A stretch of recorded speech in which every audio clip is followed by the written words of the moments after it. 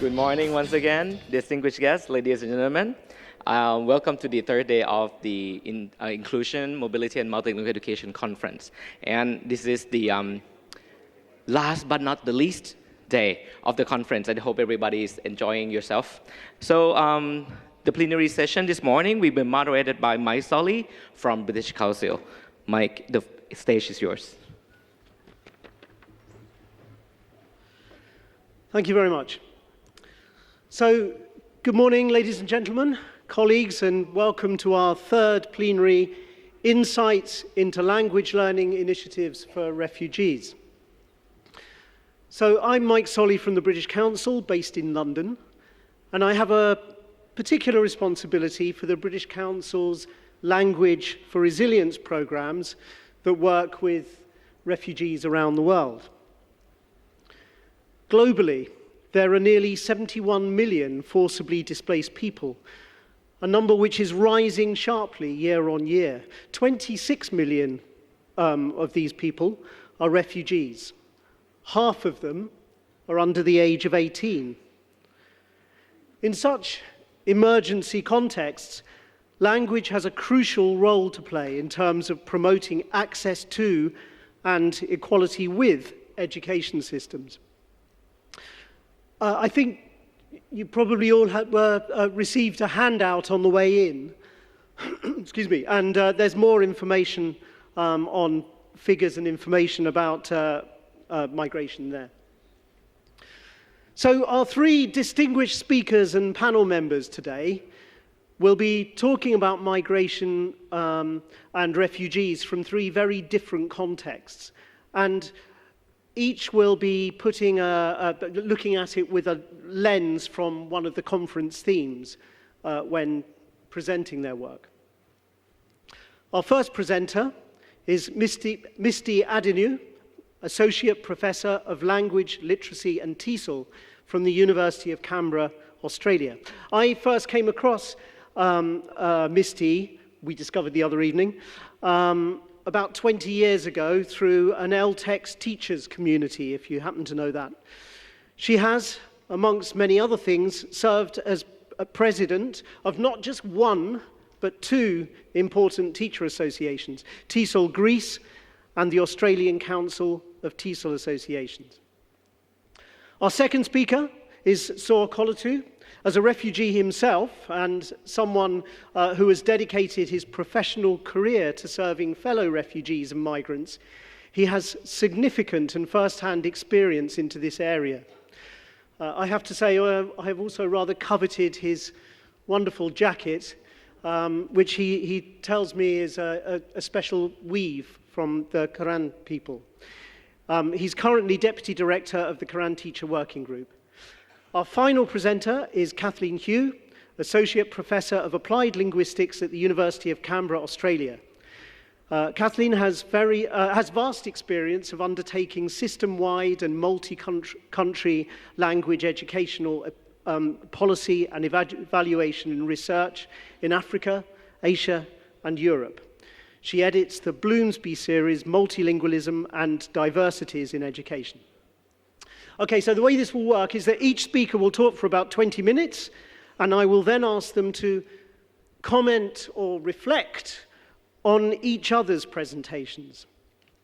And after some interaction between the panel members, I will then take questions from the audience, both virtually and in person. So what I mean by virtually is during the presentations, please note down any questions you may have, and if possible, tweet to the hashtag, is it there? Yes, IMMLE19, and these will then be fed to me. I would particularly welcome questions that all the speakers could engage with. So, I'm very pleased to welcome our first speaker, Misty Adinu. Yeah, if you go there. It's a pleasure to be here. I have had an amazing couple of days just going along to other people's presentations, so I know that the topic of refugees has already been covered in many sessions. So what I'm hoping is that I add to that conversation.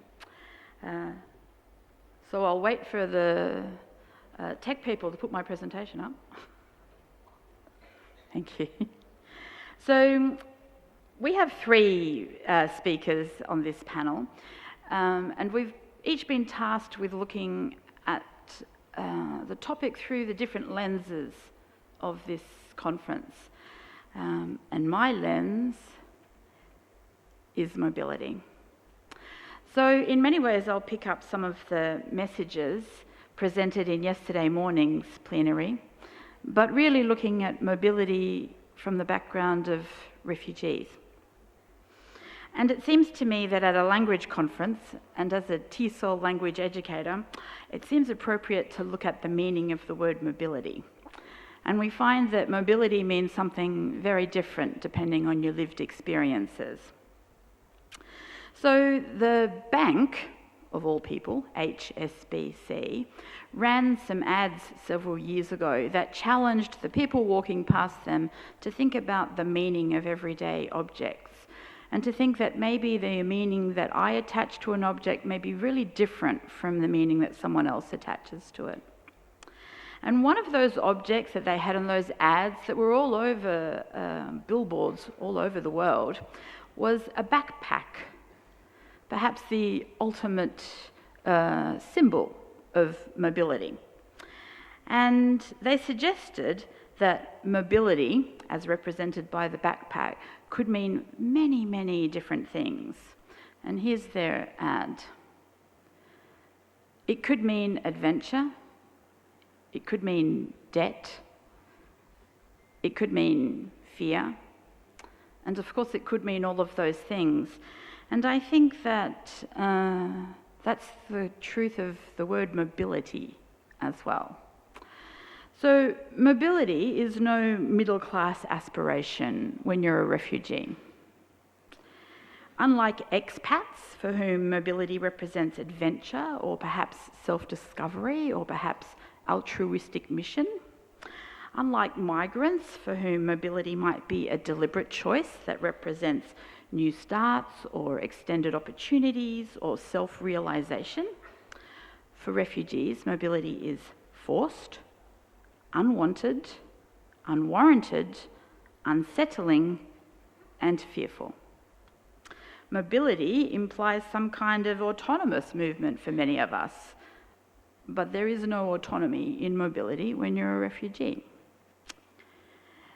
Refugee journeys are complex, and the complexity of the journey must be acknowledged.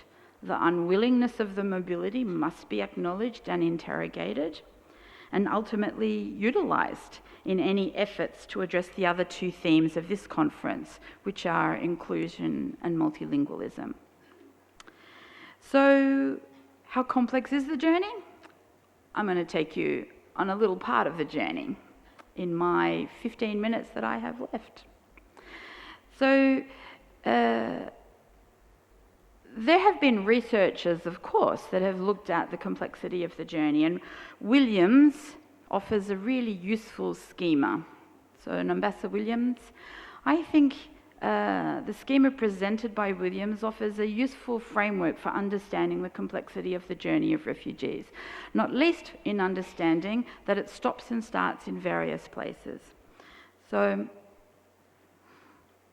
here's the model, presenting 4 stages, 4 possible stages in the journey of a refugee.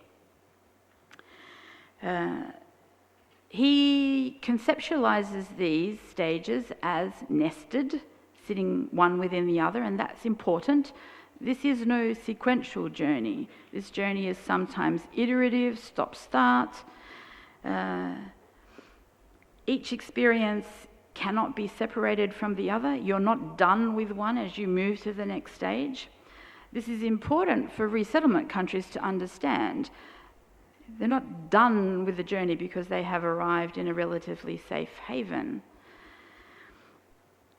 Work with refugees must consider the entire pre-flight, flight and forced migration journey, as each of these experiences will impact upon the resettlement outcomes for refugees.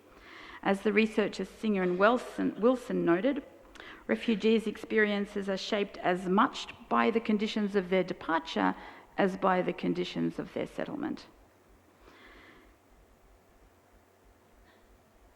So stage 1 inside the country of origin begins with unsettlement from the very beginning, when conflict arrives and you don't know whether to leave or to stay. Do you wait it out? School normally stops first of all.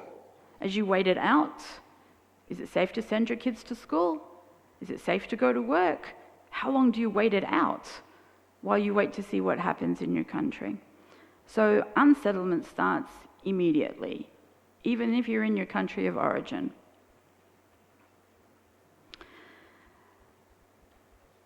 You may decide to leave where you are, but to stay in country. And indeed, many, many refugees are displaced people within country. You may then make the decision to leave. And the decision to leave is a complex decision, not made easily, but the journey is difficult also. You are rarely in one country as you leave. You rarely go straight to the country where you will resettle. In fact, you leave hoping to go back to where you originally came from. You may go to 2, 3, 4, 5 countries on your complex journey, looking for a safe haven. Ultimately, you may end up being resettled. However, less than 1% of the world's refugees reach stage 4 of resettlement in a safe haven third-party country. They register as refugees along their journey with the UNHCR. They await assessment of their claim. Then they await an offer from a country willing to resettle them. Sometimes they wait months, years, decades. Sometimes they wait 2 generations for their resettlement. They rarely choose the country that they find safe haven in, and then they rarely choose the location within the country to which they are resettled. They may not learn which country they will be resettled into until just weeks before they're moved. They very often learn where in that country they are going in the days before they leave. So in a country, if you're being resettled to Australia, finding out where you're going to in Australia in the days before you leave is hugely challenging for logistic reasons, if nothing else. Will you be resettled in the cold climate of Tasmania? Will you be resettled in the tropical climates of Darwin? Little things like that have practical implications on the complex journey, because you have 20 kilos that you can pack. Many of us struggle to pack a bag for 2 weeks vacation, let alone pack a bag for a lifetime. On arrival, on that long journey, should they make it to that stage 4, that 1% that makes it to resettlement in a safe haven country, more movement awaits them. The journey is not yet done. So most refugees, certainly in Australia, New Zealand, Canada and the United States, are resettled into regional and rural areas of the country. This fits a demographic policy of the receiving country. This is good for the receiving country that seeks to place people into areas where population is declining. It's rarely good for the refugees. There are some success stories of regional resettlement in Australia, but really the success comes from a better understanding of these 2 concepts of capital from Robert Putnam. So Robert Putnam describes bonding capital versus bridging capital. Bridging capital is what governments seek to provide refugees on arrival. So they seek to provide some kind of social support, perhaps some employment services, perhaps some housing services, perhaps some medical services upon arrival in a country like New Zealand, Australia, Canada, or the US. This is bridging capital. This helps you access the resources of the country that you're in. But very often what's missing in those regional locations is the bonding capital. So bonding capital is built through family ties, or at the very least, ties with like communities. Communities that share your language, that share your culture, communities that support you, not because you're a refugee, but because you're a person in need. And that's a big difference. Indeed, many people move on, many refugees move on from their original settlement space in their third haven country, simply to find an identity that is not tied up with being a refugee. They seek to find spaces where they are valued for their assets and not prejudged for perceived deficits. So the journey continues once they arrive in their safe haven country, as they seek to find spaces where they can be themselves, when they can regain an identity that they had prior to being forced on this mobility journey. I did a research project with colleagues in Australia where we sought to look at the assets, the aspirations of students who wish to go from secondary education into tertiary education. We then looked at students of refugee background who were in tertiary education and sought to understand what would keep them there, because the dropout rates in tertiary education are extraordinarily high. And one of our key findings was that they are constantly framed for what they do not have and not valued for what they do have. One of our quotes from one of our participants was, "I speak 19 languages." And in an Australia that values its multiculturalism but ignores its multilingualism, that's ignoring extraordinary assets of the people sitting within its society. In fact, Australia is a multicultural country which is systemically and persistently monolingual, which makes the concept of multilingual education very challenging, despite the fact that there are over 200 languages spoken in the homes of Australians.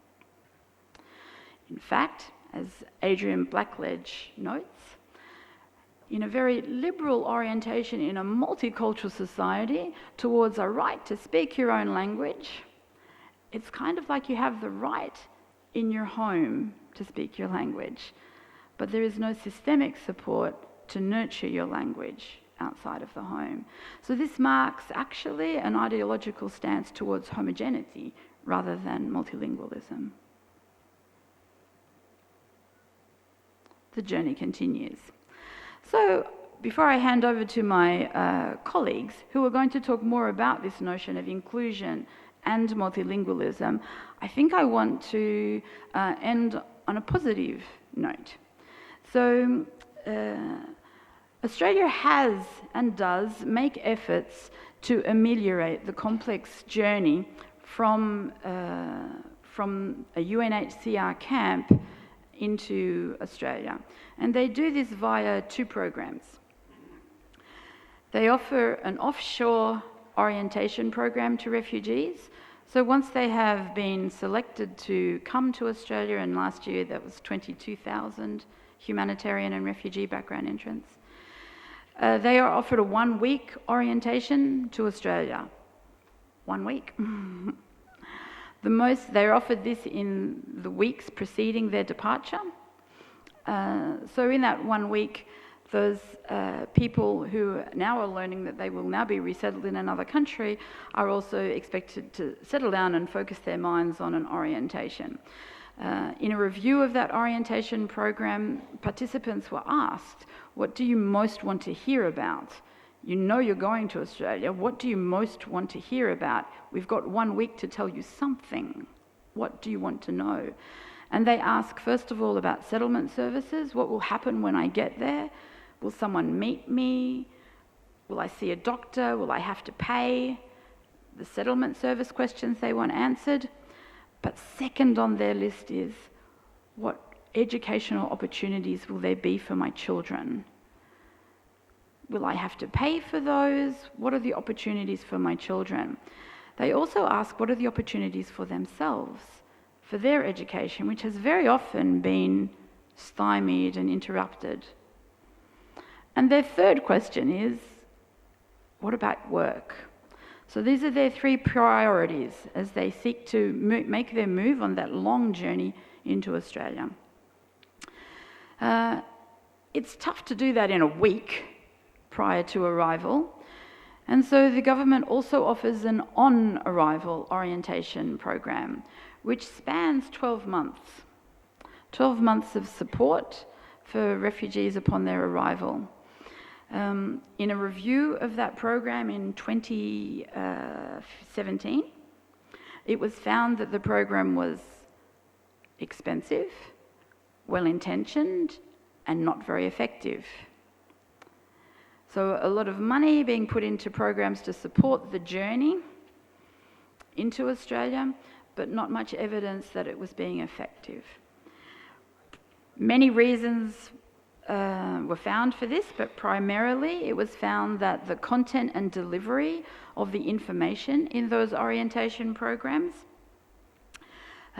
was delivered by well-intentioned social workers with very little understanding of learning theory and very little understanding of the journeys upon which these people had embarked prior to arrival in Australia.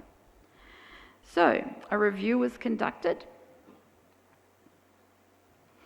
New materials were developed, and while there were many changes made to the program as a result of the review, I want to touch just on one that is more to do with the topics that my colleagues will talk about, and that's inclusion and language. So of all of the topics that are covered, like employment and the law and cultural orientation, health, education is one of the ones that's covered. So I want to just briefly show you some of the shifts that have been made on that onshore program in terms of delivery. So a better understanding of learning theory that incorporates one key understanding. So the facilitators who deliver this information to the refugees are asked to consider this framework. First of all, ask. Find out who your learners are, who the refugee background students are sitting in front of you. Find out their backgrounds. Start from where they are, understand the assets that they bring. So a shift from a deficit, you probably don't know anything, we're here to tell you everything, to you probably know a lot and we'd like to know what you know. So a shift from a deficit to an asset approach in the delivery of orientation programs. And then the input, so that's the ask, for example, in education, ask what experiences you and your family have had, ask what languages do you speak, ask what languages do you read and write, ask what their goals are for education in Australia. And then in the guidelines to input for the facilitators, importantly, they are guided to say the following. Whilst you're encouraged, what's important to learn English, participants are encouraged to continue using the languages they already know. The languages they already know are just as important as English, and as logical as that sounds to everybody sitting in front of us, that is not the logic that currently exists in the delivery of such programs. So one simple shift made in the education programs. So I said I'd end on a positive note of a positive shift, and I'll hand over now to the next speaker. Thank you very much, Misty. I think there's a particular thing that strikes me there, that migration journeys are not just about movement, but about so much more, both ends of that scale. Just to remind you as well, please keep tweeting your questions. They will come to me, and keep them brief. And now I'm very pleased to introduce our second speaker, Saw Kolatu.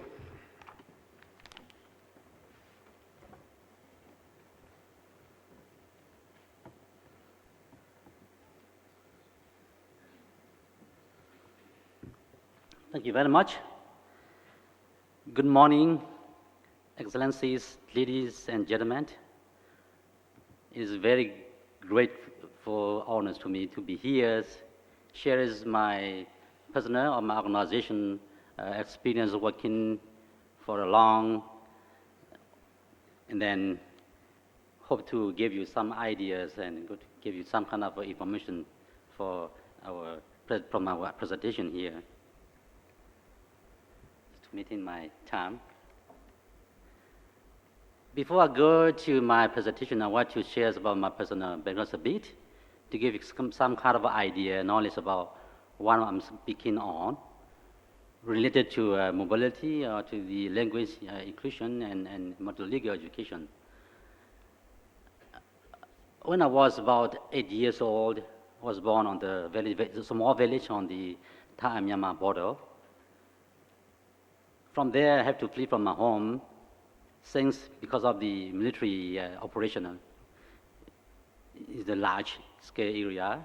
So, between my age from 8 to 18, I have to move for another village, and another village maybe more than 10 times, 10 villages. Then reach to the refugee camps. Then I stay in a refugee camp for a few years, be a teacher there. After a few years, then I'll be working on the organization, working for KTLBG till now. So, from my personal kind of experience of life, from now is knowledge about being displaced people, being a refugee in the refugee camps, living in the Thai-Myanmar border. It is kind of very challenging the whole life. So that is my short biography.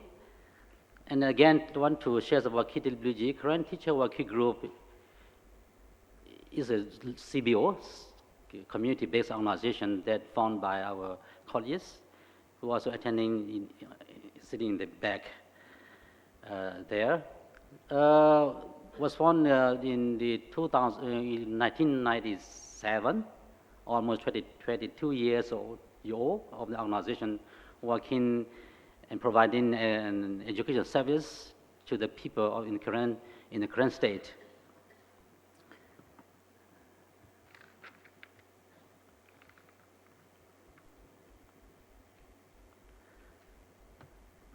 Just a little bit more further on Korean people. Many of you know Korean people, and some of you may be mad. Something go wrong with this.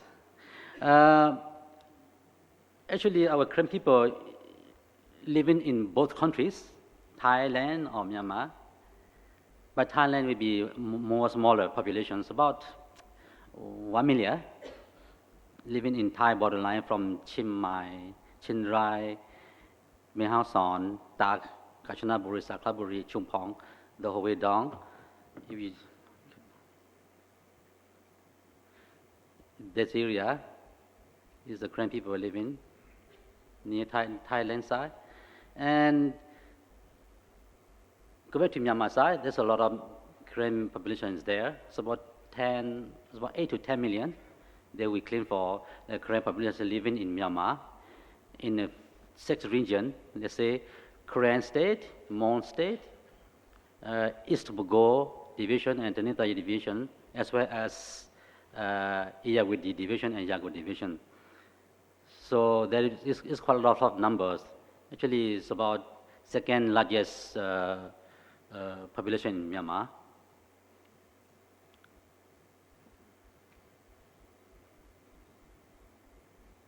What's wrong? Okay, let me further more about I think something wrong with the technical.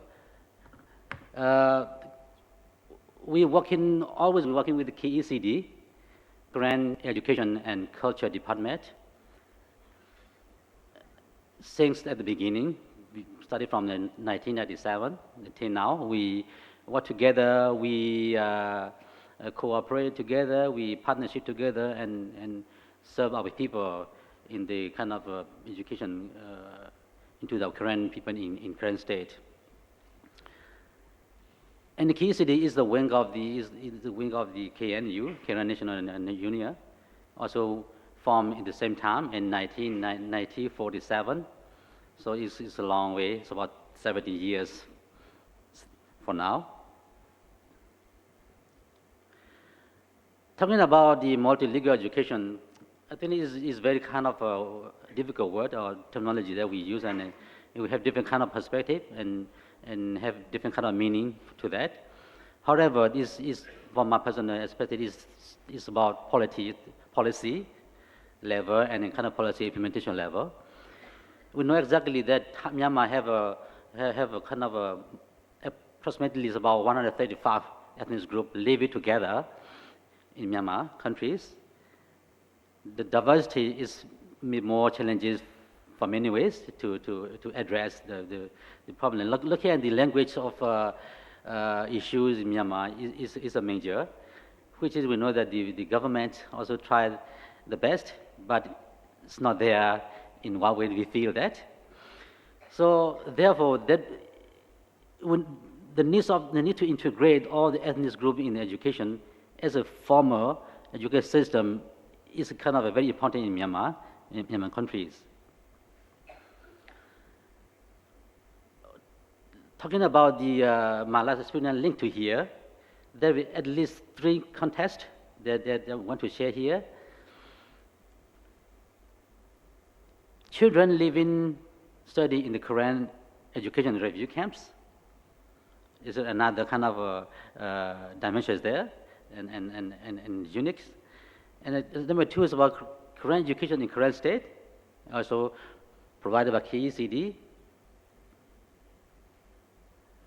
And again, the education provided by migrant learning centers located in Thailand is another kind of another issues, which is different kind of area, different kind of problem, challenges. So we'll be going to more deeply in the next. So you see the number shown just appear in the slide. Actually, my colleagues yesterday already shared this presentation. And then if you have more kind of detailed information, then you can contact to my colleagues sitting there. I already share. So, and again, going to the school in the refugee camps, it is only basic education only, not including nursery or early childhood or higher education. So over 170,000 students living in the study in the refugee camps, which is our colleagues will be represent and present in the afternoon section.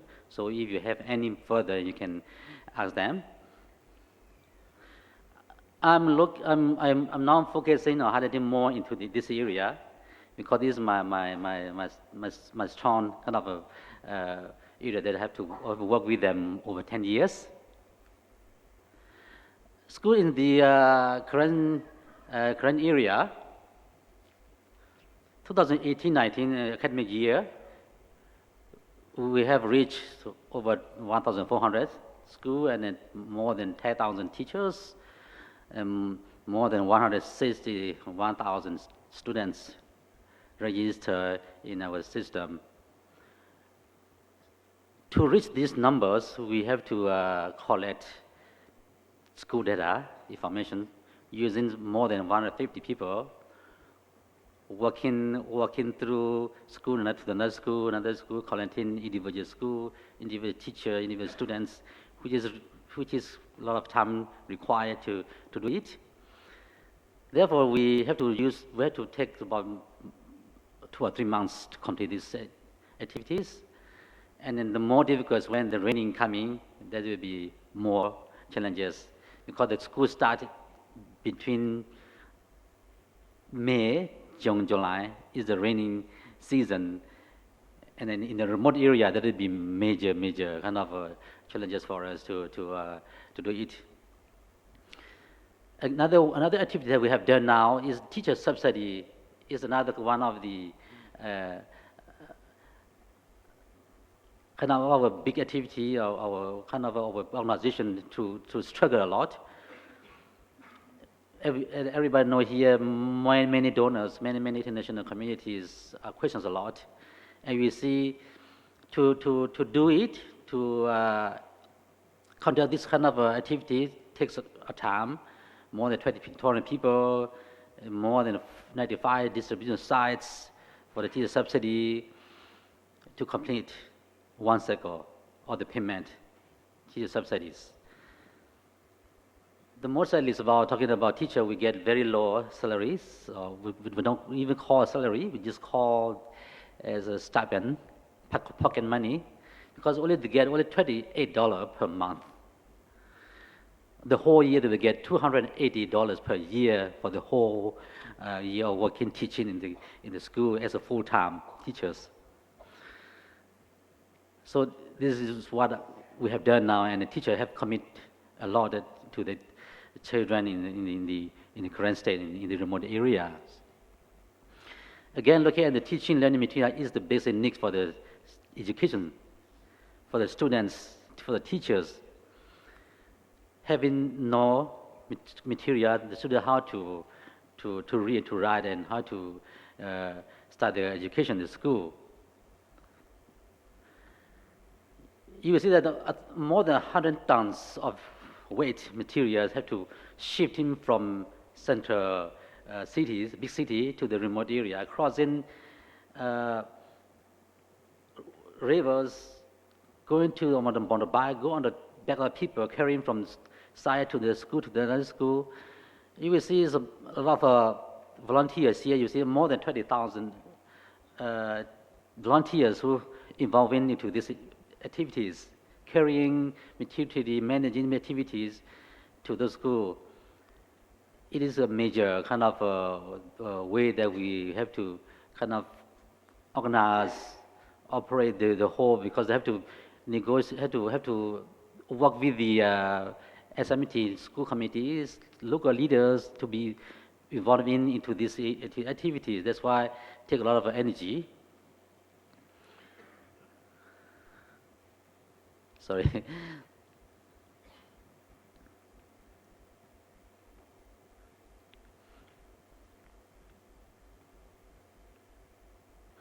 Survey training activity is also one of the key main activities for the KTLBG.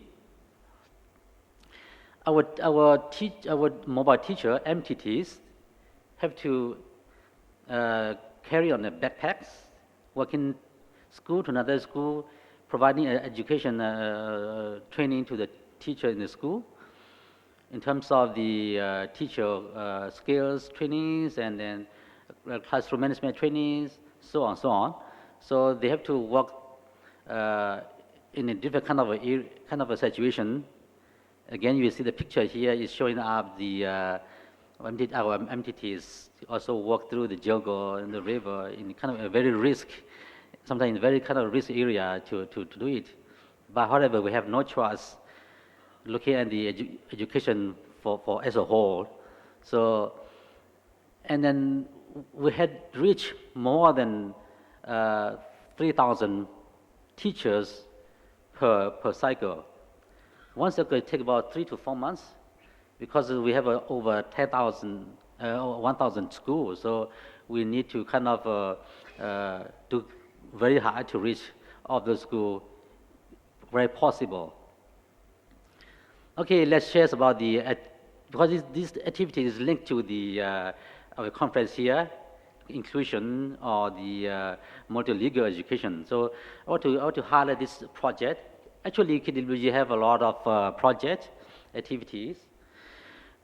This one is talking about we call the CATS project, Career Education System Strengthening Project, which is funded by MEC. Under this project, there's a lot of activity, but I just pick up highlight a few activities that link to the topic that we're talking about now. Curriculum development and revision is key. So they have done that a few times, and we continue to do it. teacher capacity building, and then also a parent to engage to the kind of to the education for the quality of education for their children. One of the activities, and another one is about advocacy, talking about awareness, raising for our children.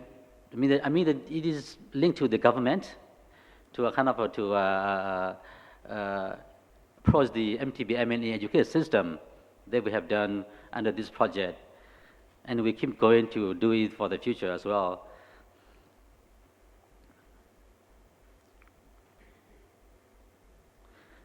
Again, this one is the slide already showing up before, and again, I want to just highlight only the recognized education system in these three contexts. Having no recognized the children is vulnerable or disability, invisible in many ways. Talking about Thailand, talking about Myanmar, it is difficult for them to access to the higher education in many ways. Everybody know well. That's why we are talking about here is to our government here. I think the government also represented and sitting here. So to really consider about that carefully, and then that will be can address some kind of problems in the futures. Looking at the challenges, a few challenges here. Some of you already have read the RAS report on the education survey, and the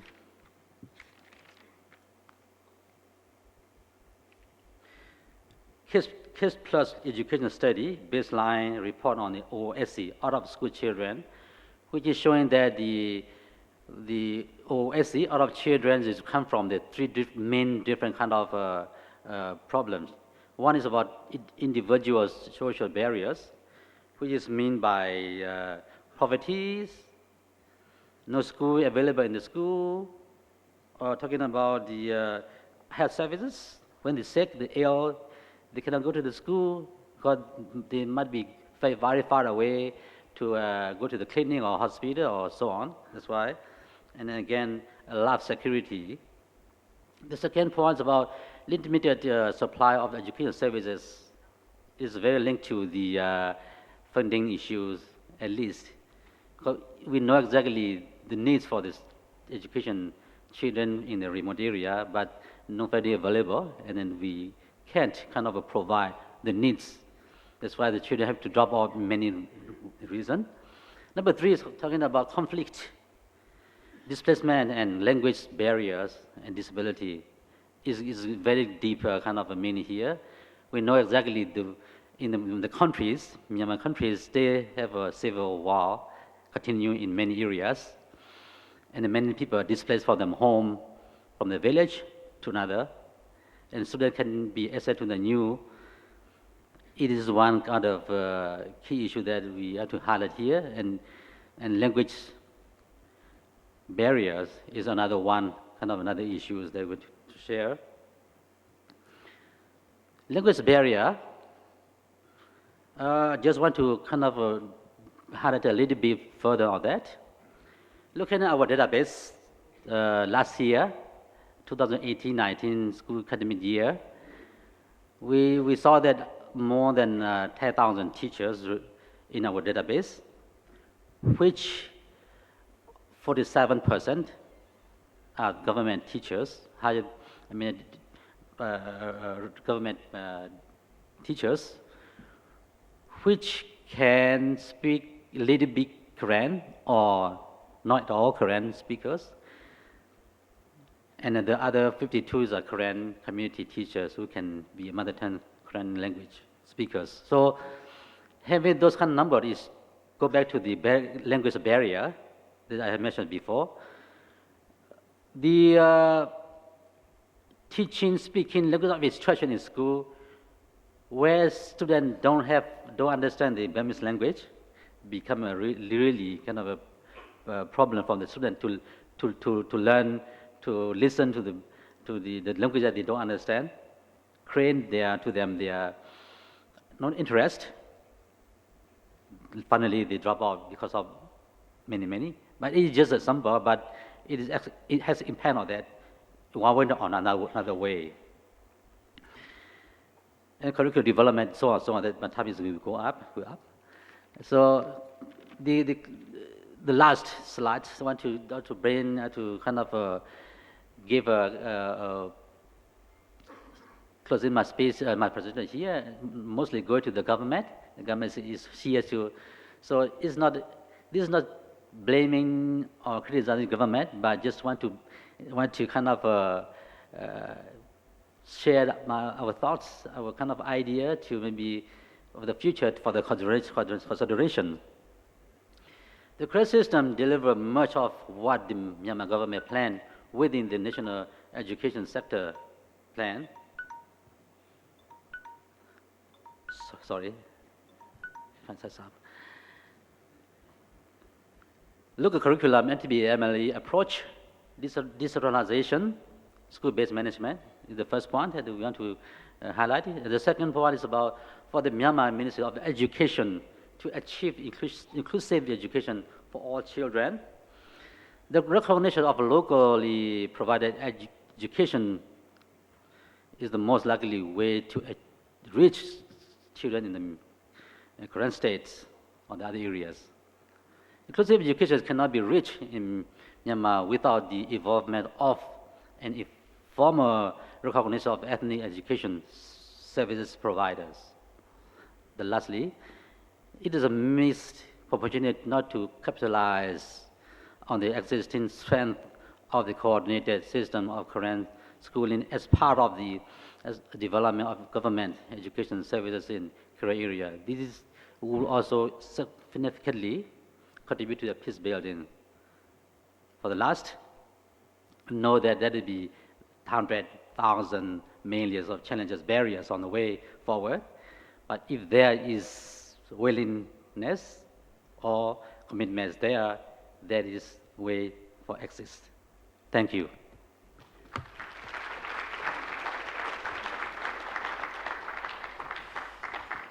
Thanks very much, Kolatu. That was really interesting and incredible that the system needs so many volunteers in order to survive. And I think another meaning to Misty's backpack image with the delivery of education. Okay, and now I'm very pleased to introduce our last speaker, Kathleen Hu. Kathleen.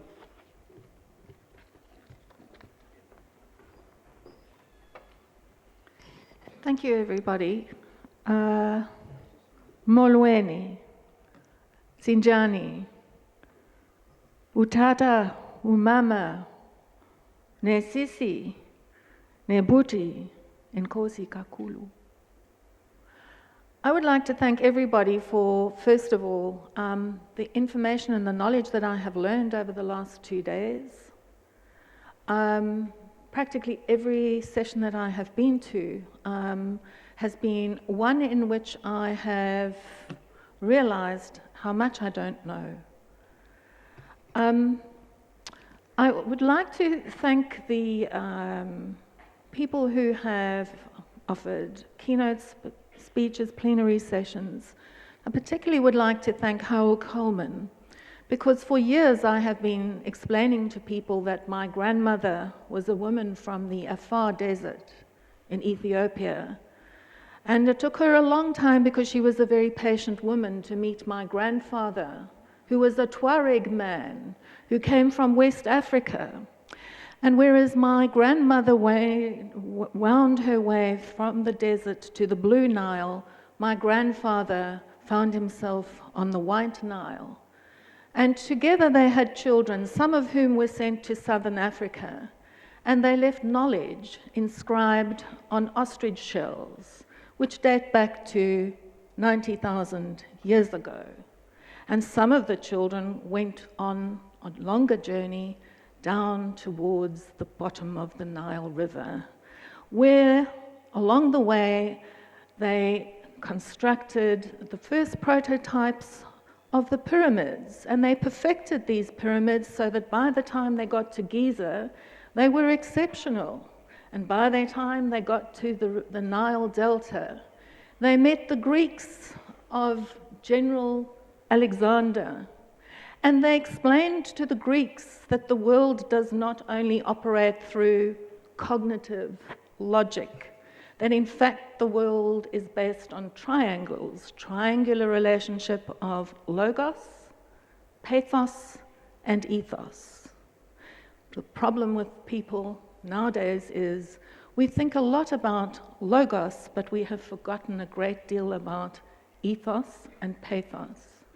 So I would like to also recognize that we are all in this room migrants. We are all serial migrants. Many of us are serial boat people.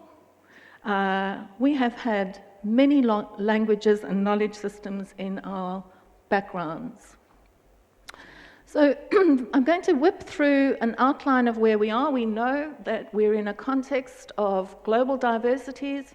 It seems that we are rediscovering global diversities and movements of people, and Hull explained to us very clearly that this is not something new. It's been going on for an awfully long time.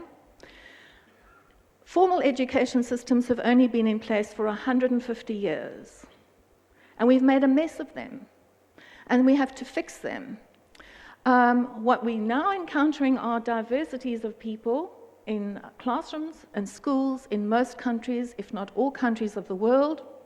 And there are issues that we have with curriculum, pedagogy, assessment, professional learning of teachers, and support of teachers.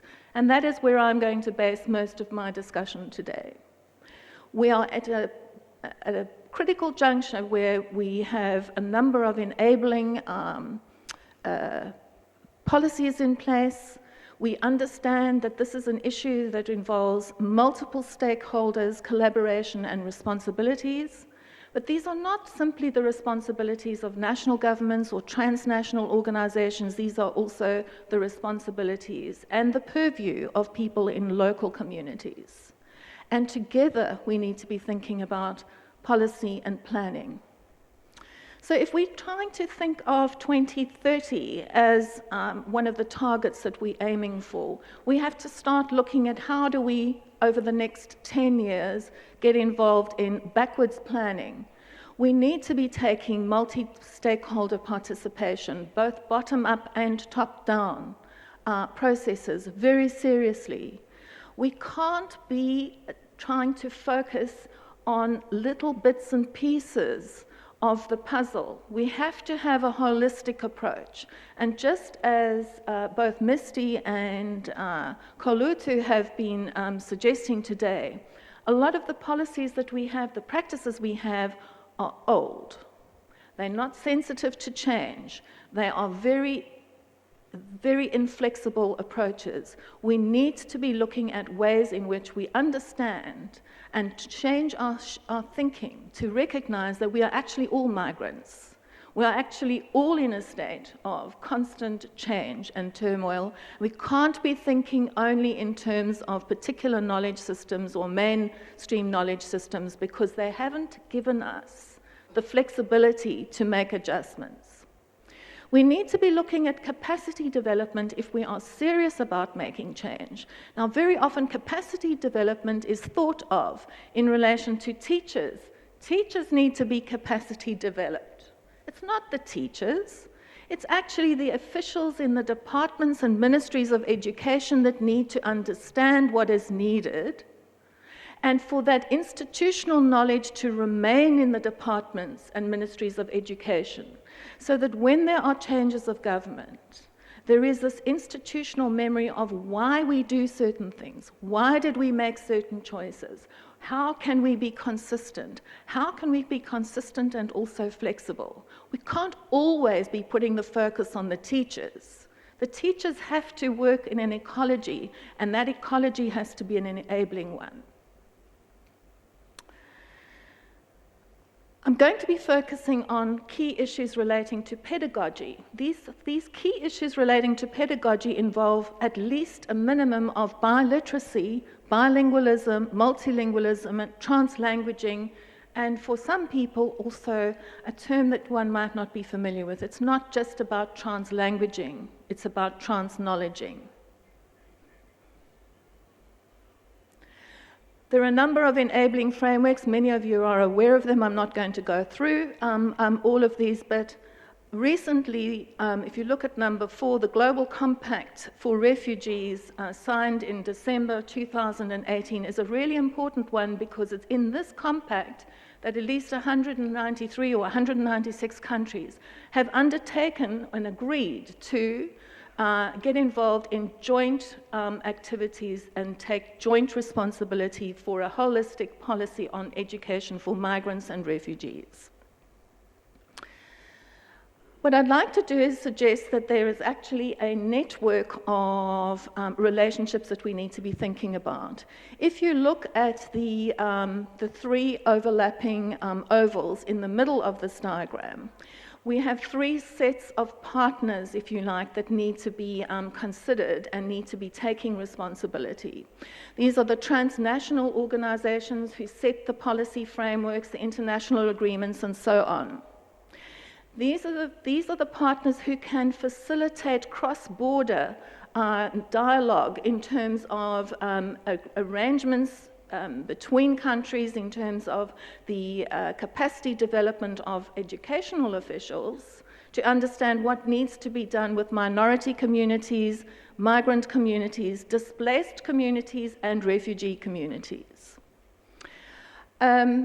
Obviously, national governments need to be involved in investment, knowledge, expertise, and participatory processes that involve dialogue with the local communities.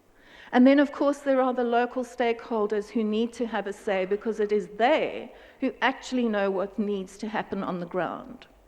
So collectively, we've got a situation where we have very diverse communities, particularly in the particularly in the Asia-Pacific region, where we have pretty much half of the world's languages, incredible diversity. We have a huge amount of migrants circulating in the region. We have people who are internally displaced, twice as many people who are moved and have to flee from their homes, remain within their own countries.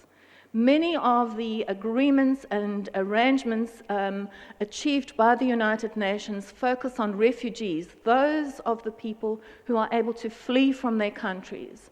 But the protection of on internally displaced people, twice as many of those who are able to flee as refugees, is very often left unattended to. So I'm going to move quickly on to capacity development. Capacity building for durable and resilient planning. So what do education officials need to know? What do teacher educators need to know? Parents and teachers. There are 2 principles that I would like to emphasize. These are not new to anybody in this audience, but these are principles that every education official and every ministry of education around the world needs to understand very, very clearly. We need to have a very clear approach to literacy from the reception year or the first year that children enter school or need to enter school. And this is to ensure that all children need to learn to read and to write. And they need to be able to learn to read and write by the time they have completed the 3rd grade of school. But they need to learn to read and write more than just simple narratives and stories in storybooks, because the curriculum around the world suddenly advances dramatically from year 4 or grade 4 onwards. This is where the curriculum becomes far more decontextualized. So children can't jump from reading simple narrative stories from reception or the preparatory year to the end of year 3, and then suddenly have to read text relating to the causes of economic and environmental disasters, the causes of wars, the reasons why things happen, and so on. They need to have been prepared along the way to be able to move from simple narratives to being able to use the kind of decontextualized structures of text that is required in the curriculum from year 4 or grade 4 onwards. So they need to be able to read and write science, scientific text, mathematics, and so on. This requires a cognitive jump for most children in the world, whether they happen to be in the United States, Australia, whether they happen to be in Myanmar or Thailand. It is a cognitive jump that we have identified between the end of year 3 or grade 3 and year 4. It is a jump for all children. We haven't solved this anywhere in the world.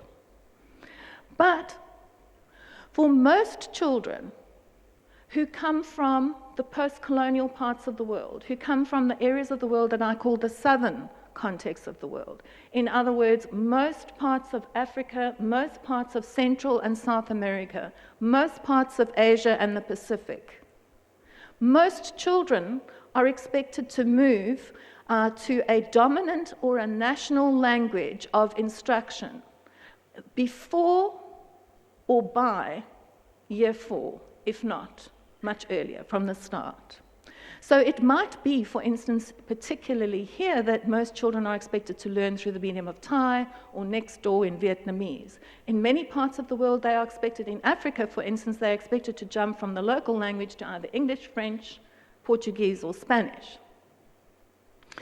The attempts, though, for teachers and children to be able to learn through a second language, a dominant language, when they have probably only learned a very few words in this language, is not possible. When we've done these studies, we have found that under the best possible circumstances, by the time children enter year 4, they may have learned maybe 500 or 600 words in the second language. But the curriculum in year 4 requires them to have a vocabulary of 10 times that amount. So the children who have to move from a local language to a dominant language have 10% of the vocabulary. That's not all. They don't have the sentence structures. They are not familiar with the complicated sentence structures that scientific, historical, geographical texts are written in. So it creates a double jump for children from minority backgrounds. They've got to not only negotiate the gap in literacy from year 3 to year 4, but they also have to do this in 3 to 4, but in a second language. So it's a double jump. For refugee children, it's a triple jump. So these are the common findings that we have been able to trace back to the 1960s. We know that if you take a longitudinal study of children's reading progress from years 1 to 3, it doesn't really matter which reading program they're in, anywhere in the world, they all seem to show the same, more or less the same level of achievement. So pretty much most reading programs will show you, look at mine, these children can really read jolly well by the time they get to year 3. Problem is, they haven't hit year 4. And that's when you start needing to be able to see the difference between reading and writing programs. The gap between those children who have not developed sound literacy by the time they have ended year 3 starts to widen between years 4 and 6. Now, if children have not been able to keep up with the national norm requirements for being able to understand and negotiate the curriculum by the time they reach the 6th year of school, this is a hard thing to hear. I have said this in South Africa and to the ministers of education in Africa. Might as well let the children go.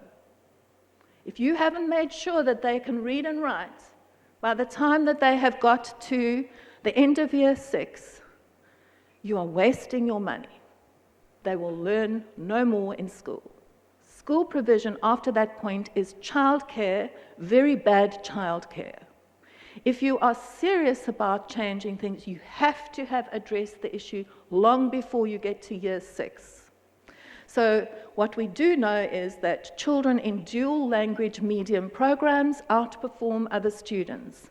One cannot compromise on a biliteracy or a biliteracy, multilingual program right from the early years, right from the first year that children go to school, preferably in a pre-school year.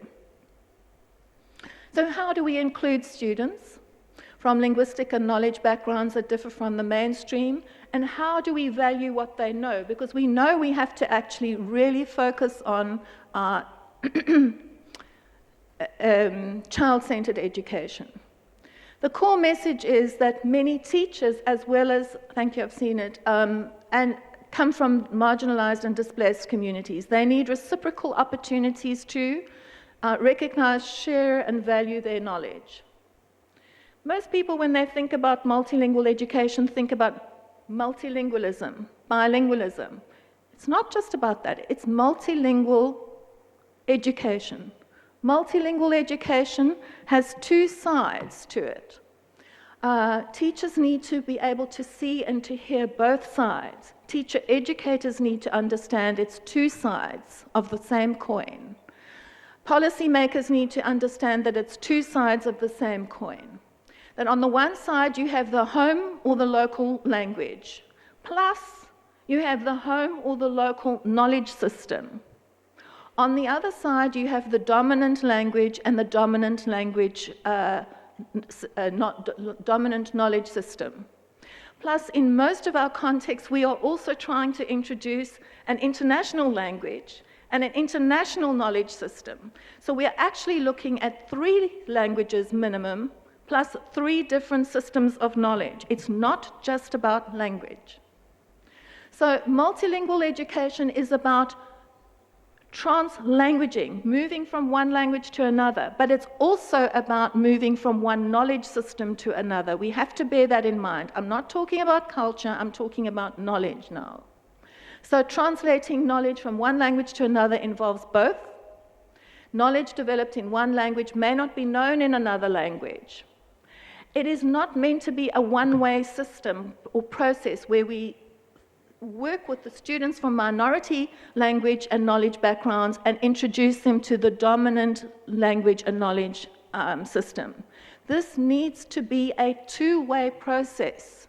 It's not about just saying to the children who come from the dominant systems, what you know, you're lucky because you only need to know this. The world is changing. If we leave kids who think that they know everything in a dominant language or not dominant language system, remember that they are speaking one language out of 7,111 languages in the world. They only have knowledge available in that language. They do not also have knowledge available in any other. We need to have systems where we've got this equilibrium and exchange of both language knowledge and epistemological knowledge. So what I'm going to really get down to, and I hope I'll finish in 2 minutes, is that many of you will be aware that the discussions around multilingualism have become very confused over the last 10 years.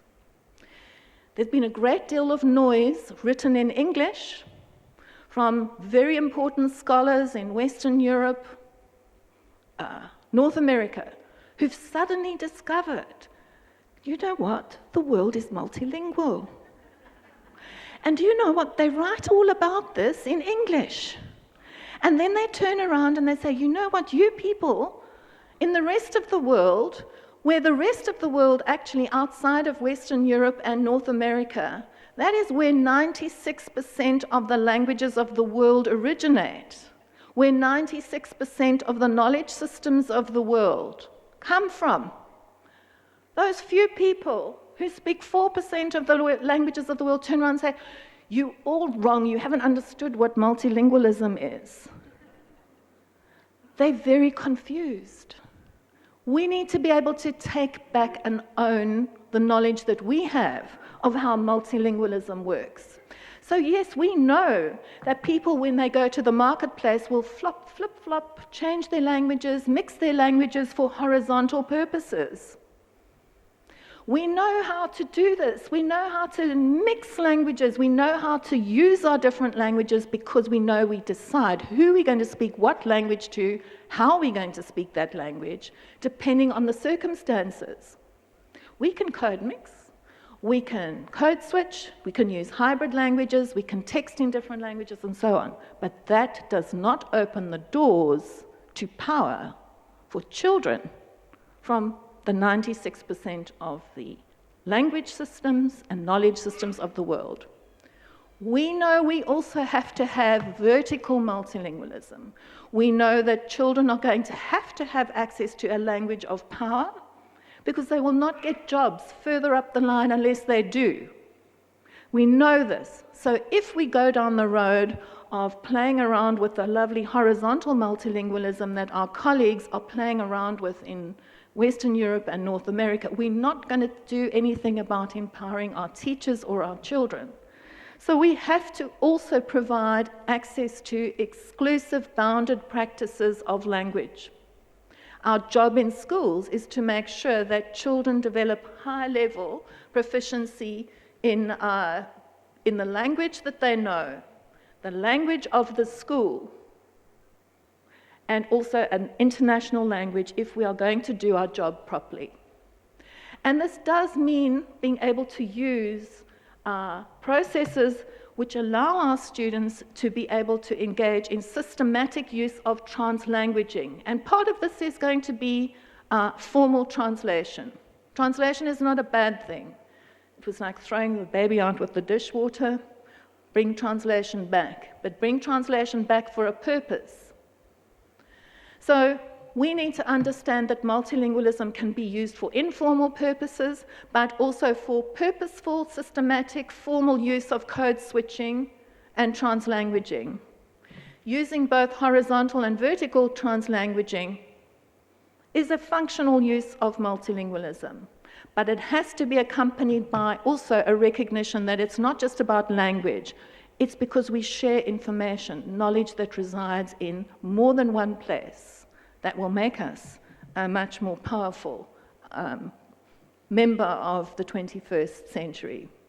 So we need both horizontal and vertical translanguaging. We need transknowledging in order to reduce inequalities, to maximize recognition. But it's really important to understand that in the context of a global ecology of very complex diversity, if we want migrants, displaced peoples, refugees to feel that they belong, it's a two-way process. It's not about integrating, assimilating migrants into a dominant knowledge system and way of being. It's about ensuring that the dominant community understands and learns also how to be a little bit more informed about how the world actually works. So the best prospects for social cohesion are effective joint responsibilities. It's not just about the teachers. It's really about sharing resources and expertise at the local level, at the regional level, at the transnational level, in the ministries of education, in all of the forums. But don't forget, we are dependent on the knowledge that the local communities have. Thank you.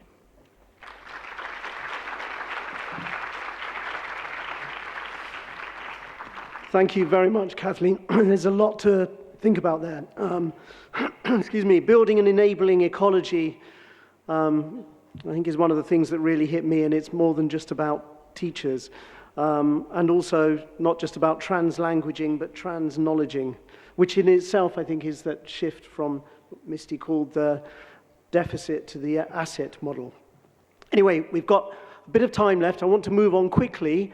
We've had quite a few questions on Twitter, and I'd ask you now just to be thinking about questions that you may have, to come in front of the microphone. Can I just ask as well, because we don't have a lot of time, if you can keep your questions really tight, that would be great. And if any comments could be very brief, we'd appreciate that as well. But first,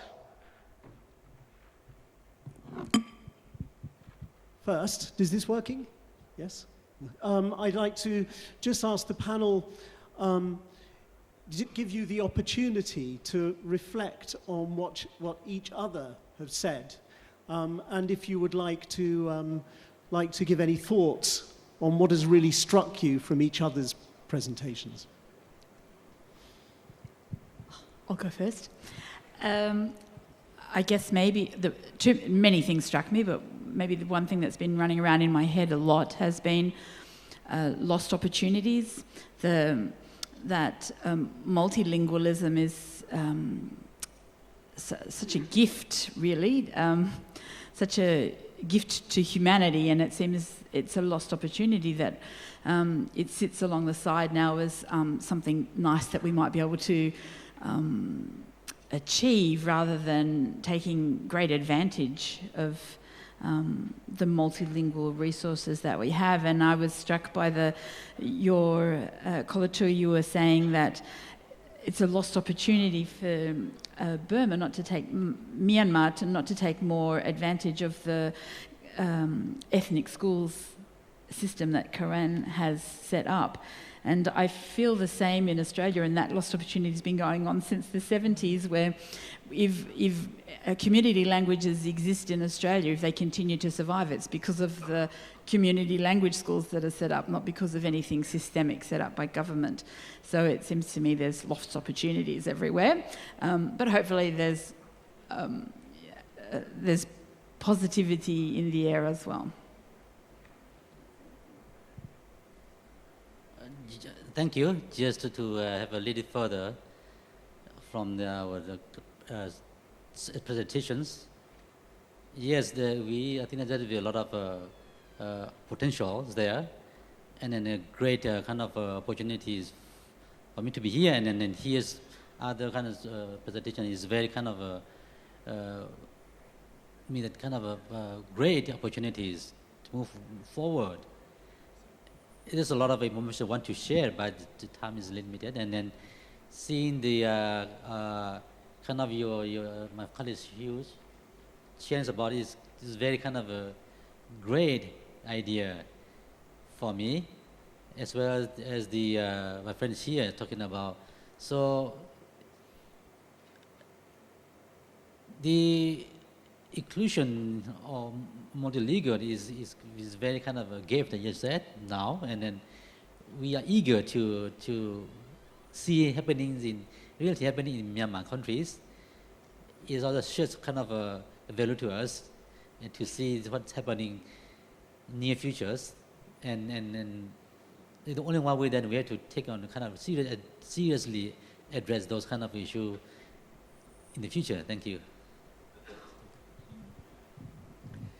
Yeah, I think that for me, the messages that came through from Misty and Kolutu were that, firstly, we've always been mobile, and that journey takes us to different places, and we pick up all sorts of things along the way. And one of the things that happens to all of us in our journey is that we don't always find ourselves belonging, and this is a point that my colleague Nisha Billinghurst mentioned in her paper yesterday. It's very hard for people to feel that they belong when they are migrants. Doesn't matter what kind of a migrant you are always not going to quite belong. But there are things that all of us are able to bring to the new places that we go to. But sometimes those new places are not receptive to what we can bring. So this is one of the dilemmas about society, and I believe quite strongly, because of particularly the kind of work that Kolutu and his colleagues are involved with on the ground. Teachers can do things on the ground. Local communities can do things on the ground. We need to be looking at the kinds of initiatives that really do work well on the ground. And I think many of the policies that have been created and the agreements that have been created at top-level arrangements of the United Nations sometimes are not quite connected with the things that we know on the ground. We can't exclude the really valuable things that we know from working on the ground. And that's really the point that I'd like to make. Thank you. I can see that we've got one question in the audience. Perhaps there's okay, no, we've got more. Good. But let me just ask a quick question from our Twitter audience. And one quick comment I'd like to give as well. So integration programs are often restricted to refugees and migrants. This makes integration their responsibility. What do you think is the importance of educating receiving communities, and what can be done to improve this? I don't know who would like. Can I say, that's one of the points that I would really like to emphasize, that we have to make sure that the entire education system is overhauled and reconceptualized. It doesn't mean that this is an expensive exercise. This can be done very inexpensively. It's about changing the mindset, that it's really important for dominant communities to be able to start understanding how other people think, the value that other people are able to bring. So it's not about trying to educate the migrants or the refugees, it's about trying to actually educate the comfortable, very settled communities that think everything's going all very well. Things are not going well for the mainstream societies. They are losing ground compared to the migrants, because migrants are actually able to make that shift. It's a very uncomfortable shift, but they learn the skills of how to make those shifts. They learn the skills of how to move between different communities. The settled, mainstream, dominant communities don't know that yet. They've lost that ability. So it is actually about making that exchange. So in terms of what needs to go on inside the classrooms, it's actually a two-way reciprocal process of learning and valuing what everybody brings. There isn't a dominant system that has the answers for everybody. It doesn't have the answers. And it certainly doesn't have the answers for the new world in which we are encountering and facing now. And I'll add to that with a little anecdote that illustrates the paradoxical lost opportunity. So in Australia, and I'm suggesting probably around the world, there's not a university that isn't identifying internationalism as one of their key graduate attributes for their students. Certainly that's the case in Australia. And I find a true irony in the fact that they study internationalism whilst actively ignoring the internationalism sitting in the tutorial room. The class is made up of students who could give extraordinary understandings of how the world operates, how knowledge operates differently. But the class is busy studying it from a textbook. So I think there is a huge lost opportunity, and it stems from that notion that somehow you'll understand about diversity by looking elsewhere rather than looking at what sits in front of you. Just to have a very short, I think that the question is talking about refugees or migrants issues. Just to respond to kind of just a personal opinion. The issue can be addressed, to move forward, not very difficult, if no politics go behind that. I think that. Thank you. Thank you very much. And just a quick comment I wanted to pick up on from Chad Arzadon, who says, refugee education is recognizing students' assets, mother tongues, also acknowledging that we are migrants. Okay, now I'd like to go to our live audience. So we've got a question here, and the lady there, and perhaps a third one. Yes, thank you. Okay, so shall we begin with your question, and then could you go to the microphone there, please? Yeah. Richard Brewis, United Bible Society's Global Literacy Office. Thank you for your presentations. I bring you a question from the Refugee Council of Finland. I was recently at a seminar talking about adult literacy for women in Africa, and a representative of the Refugee Council came and said, "Where can I get the materials?" And if you're going to answer me go to the UNESCO Lit Base. They boast there that they have material in 160 languages. Wow. I think the delegates here represent more than 160 languages. The material is out there. How do we access it? That is my question for you. Thank you. Okay, very good direct question. The lady here. Good morning. I'm Mehirun from Bangladesh, Save the Children. So I have two questions actually. So I want to start that very resourceful and very rich presentations, three of you.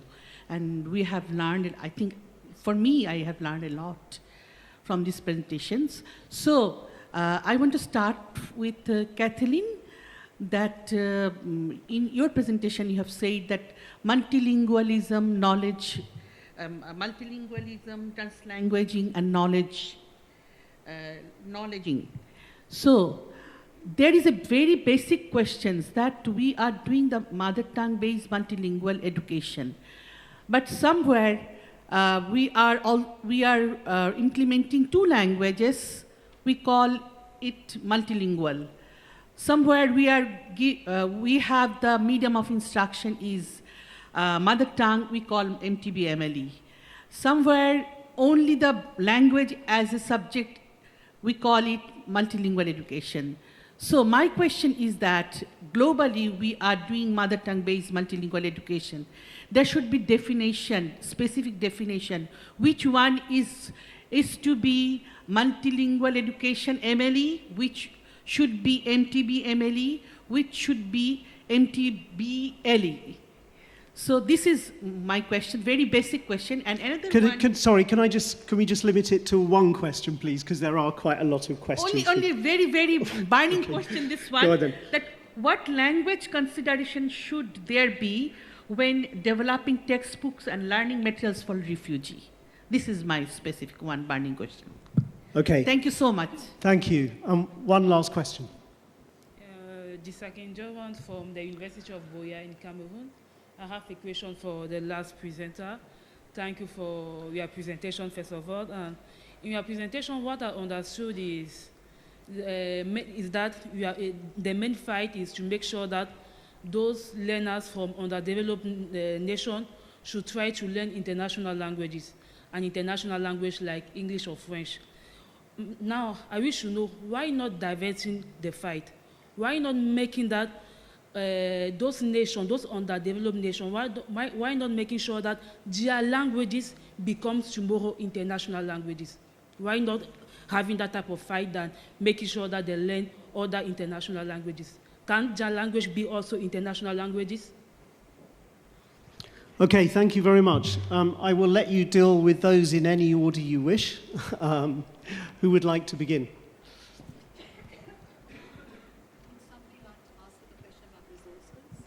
Okay, so this is the question about resources at the beginning. Question about resources at the beginning, but also the second additional question that you made about resources for refugee background students. I suspect that in this room there are people who know of resources that have been developed in their context, in their country. And perhaps if we all got together and wrote them down, then we'd end up with something that was useful at the end of the session. Because that is the problem. Everybody is developing something on their own in their context. And there doesn't seem to be a clearinghouse for it all, a place for sharing it all. There are reasonable clearinghouses in the United States that look at language resources for refugee background students in American school contexts. There are some resources in Australia that also look at language resources for refugee background students in Australian school contexts. But I don't know of a place where they all exist. So I'm going to give you one because it's one that I know the most, and that's to visit the Australian curriculum website. So that's the government website for Australian curriculum. And for all students, that's the curriculum that all students in Australia must follow. And within that, there's a resource called English Additional Language Resource. And that provides both a continuum for language learning progression. So even though it's English, think of it as language learning progression. What are the reasonable language learning progression steps for somebody who's from a refugee background?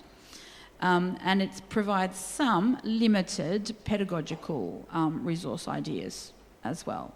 So that's my contribution. A couple of hundred people could write theirs down and we could add it all up together and maybe have a good resource.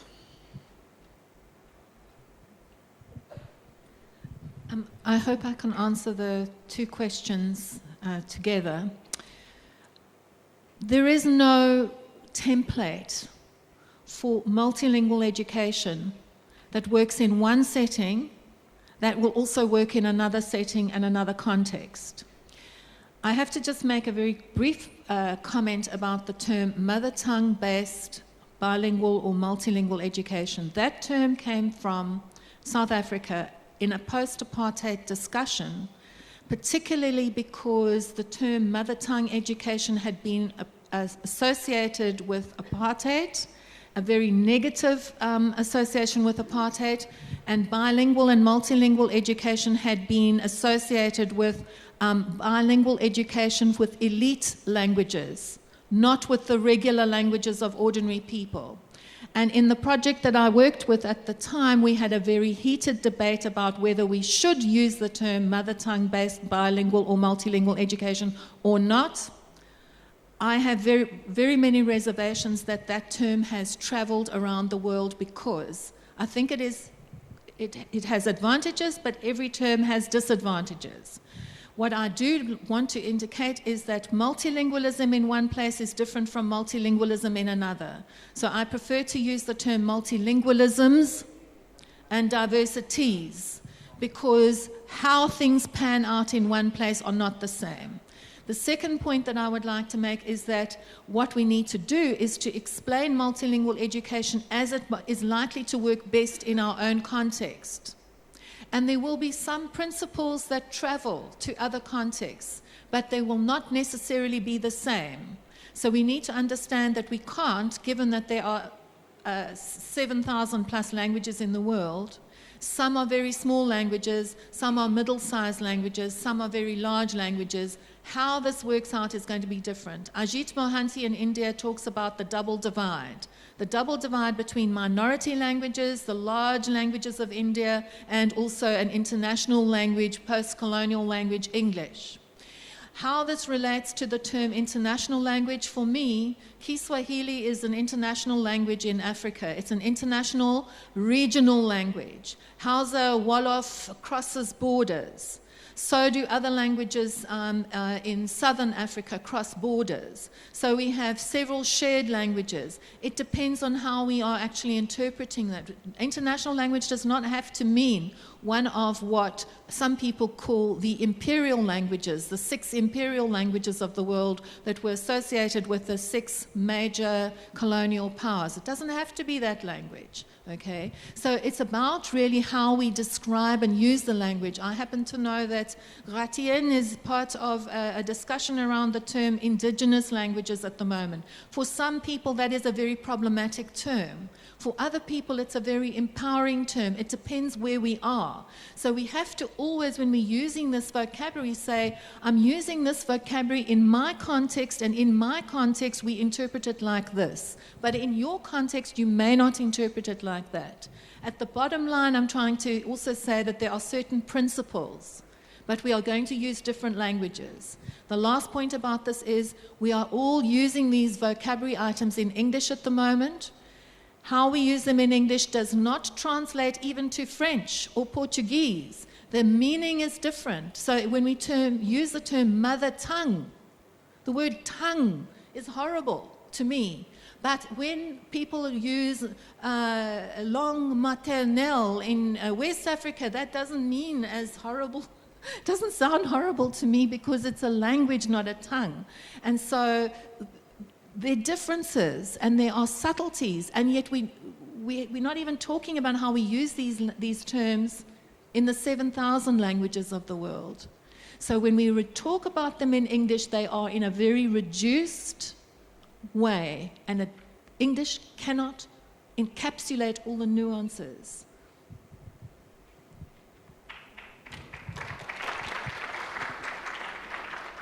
Thank you. I can see we're already eating into the coffee break. It's a real shame because, as always, I think we would love to take this on a lot further.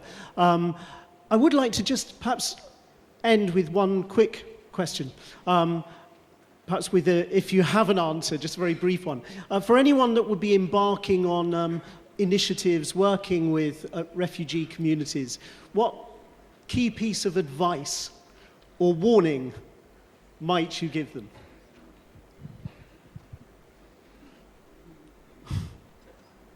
Do I have a volunteer?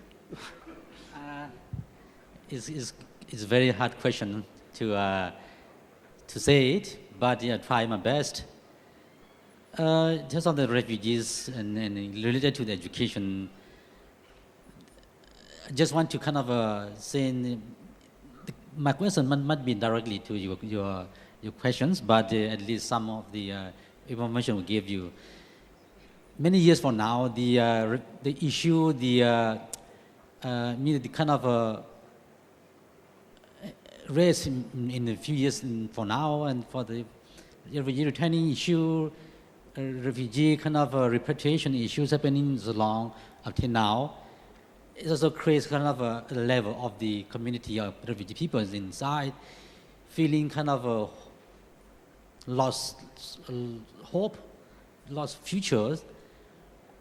When it's happening, then how do they integrate into the inside, to their own area, to their own school, or to their own communities, or to the new area, to the new government school, or so on, so on.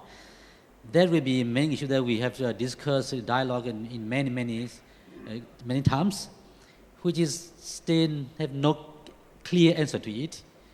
And we, as a education body who working inside, also prepared to kind of see when it's happening, and we are able to kind of give a chance to those people who are coming from the refugee camps or the other areas.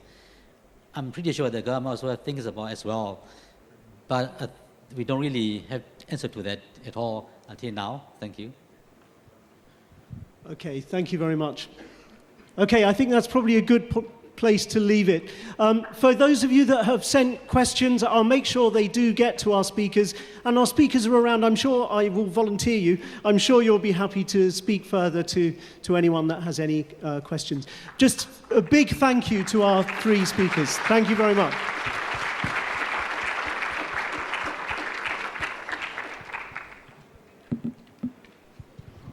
Thank you very much. So now may I do some housekeeping announcements? Filipino delegates are requested to go to the stage for a group photo before tea or snack break this morning. Thank you. And once again, everybody, the participants, the funded participants, please come to see Ayin Gesudon at the registration table, and the names are as follows. From Australia, Misty, could you please meet Ayin as well? From Bangladesh, Meheran Neza. From Bhutan, Jai Burai. Cambodia, Tit Ping. Georgia, Sofiko Jelava.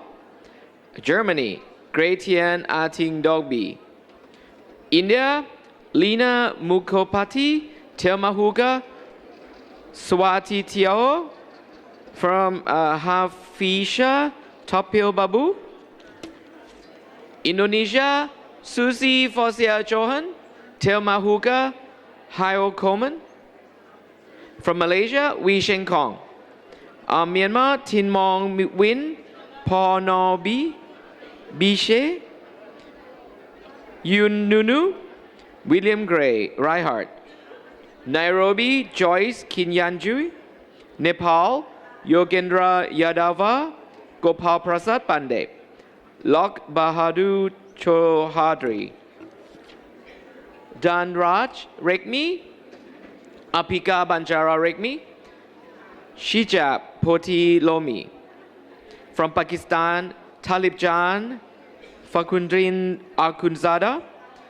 Aftab Ahmad. Zubair Tawali. Arif Ullah. Muhammad Zaman. The Philippines, Fair Elinda Ibalio. Levi Cruz. Maria Eva Eden, Sri Lanka, Amaraja Jiva Basnagoda, Switzerland, Frank Zogrong. From Thailand, No Wei Paul, Natida Tan Nam Sang, Zin Min No Yo, Kot Lotu Manusayashat. Uganda, Mary Gorati Nagabugo, Scotland, Naget Nazim Riaz, Vietnam, Tien Tran, Tu Yen, and Zimbabwe, Martin Musengi. Please see Ayin at the registration. And once again, do not forget for the checking out at 12. Thank you.